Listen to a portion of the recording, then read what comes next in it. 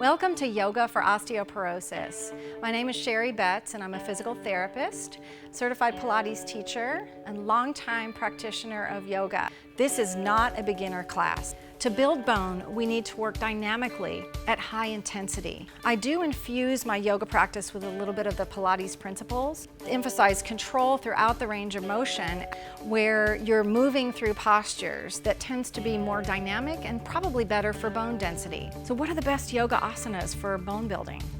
Weight bearing, postural alignment, balancing type poses, leg strengthening poses, poses that emphasize hip extension, and then spinal extension type poses that are so important for balance, strength, and bone building. And then lift the knee to about a 90-degree angle.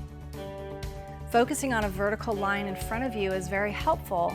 Then we place the foot against the shin if you're able to do that. Feeling that sense of connection will help you lengthen. And we're going to invoke what we call samastiti. That most people don't have the hip mobility to biomechanically get in the position without really collapsing the back foot. So that helps with our gait speed, helps with our hip mobility and extension, and also with our ankle mobility. Use your dowel to help you lift through the front of the pelvis. You want to make it as dynamic and really strong on that front leg as possible, because that front leg is what's going to be getting the bone building and strengthening. So we're lengthening and strengthening at the same time. This yoga practice is more about strength than flexibility. The dowel comes in really handy in this pose. Let the hip drive the movement forward. Well, this is one of my favorite poses for building bone. We're going to maintain that spine position and we're going to hinge forward. Now, if she can't reach the chair without bending forward, pull the low belly back, pressing down through the armpits, up through the back of the neck, and open the hips, flex the foot, working those hip abductors, wide-legged forward bend here. Feet together, knees apart. And holding that position, you can choose to do the Ujjayi breath or the costal breath. So now press this part of your back.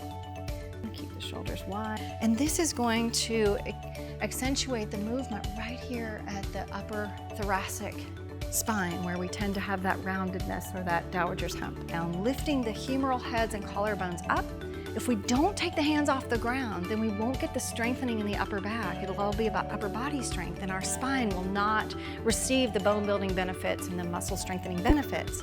If that hurts your back, you're going to definitely put your knees down. Hold the pelvis in place, and again, inhale to open, rotate right, follow the hand with the eyes. You're really thinking of that length. Flex as you inhale and point to exhale.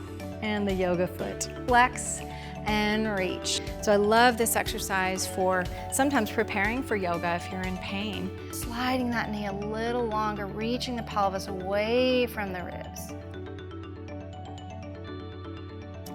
And bring your hands to your heart.